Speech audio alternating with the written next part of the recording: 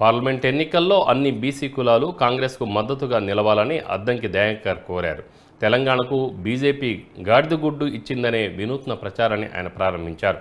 BJP నాయకులను గెలిపిస్తే కూడా మన రాష్ట్రానికి అభివృద్ధి జరిగేది లేదనే విషయం ప్రజలు గమనించాలని బల్మూరు వెంకట్ తెలిపారు. బీజేపీని మళ్లీ గెలిపిస్తే ఇంకా పెద్ద గాడిదగుడ్డు ఇస్తారు తప్ప అభివృద్ధి చేయరని ఎద్దేవా చేశారు.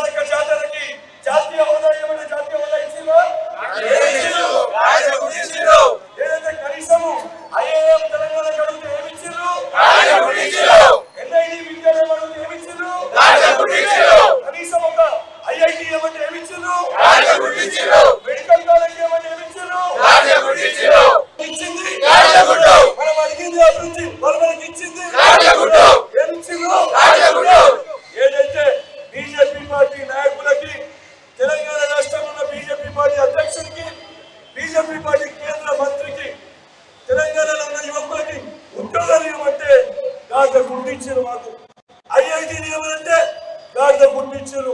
సమర వాటా ఇవ్వాలంటే గాడిద గుర్తించారు. జాతీయ హోదా ఇవ్వాలంటే గాడిద గుర్తించారు.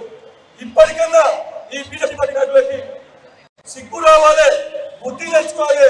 తెలంగాణ సమాజానికి ఈ వాస్తవాలు తెలియజేయాలి. మేము అడిగిన అభివృద్ధి మాత్రమే.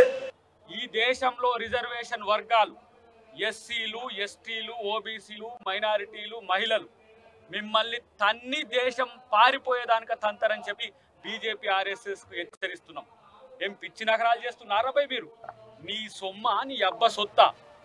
ఇలా మతంతో రాజకీయాలు చేస్తారు, రిజర్వేషన్లతో రాజకీయం చేస్తారు, పాకిస్తాన్తో రాజకీయం చేస్తారు. మీరు అభివృద్ధి సంక్షేమంతో రాజకీయం చేయరు. ఏం చేస్తారంటే గాడిది గుడ్డు చేస్తారు. మీ బొందరా, మీ బొంద. మోడీ అనే మొండి ఈరోజు ఈ దేశంలో దేశాన్ని సర్వనాశనం చేసిండు. దీన్ని మద్దతు చెప్తున్నది ఆర్ఎస్ఎస్. నేను అంటున్నా, ఇంతకుముందు బెల్లయ్య నాయక్ గారు అన్నట్టు ఇవాళ రిజర్వేషన్లు తీసేయాలన్న అమిత్ షాను సస్పెండ్ చేస్తుందా? ఇలా రిజర్వేషన్లు ఉండొద్దు, అసలు రాజ్యాంగమే ఉండొద్దు అని చెప్పిన ఏవైతే వాళ్ళ 6-7 సంఘాలు గోవాలో మీటింగ్ పెట్టుకునే వాళ్ళను సస్పెండ్ చేస్తారా?